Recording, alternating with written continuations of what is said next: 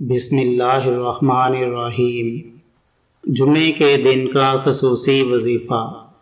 رسول اللہ صلی اللہ علیہ وآلہ وسلم نے فرمایا، جمعے کا دن افضل ترین دنوں میں سے ہے۔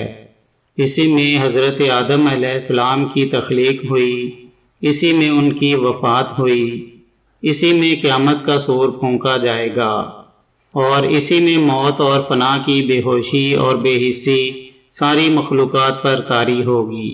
لہٰذا تم لوگ جمعہ کے دن مجھ پر درود شریف کی کثرت کیا کرو، کیونکہ تمہارا درود شریف مجھ پر پیش ہوتا ہے اور پیش ہوتا رہے گا۔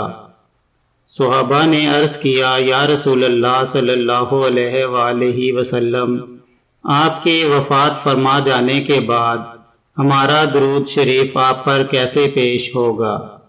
آپ کا جسد اطہر تو قبر میں ریزہ ریزہ ہو چکا ہوگا۔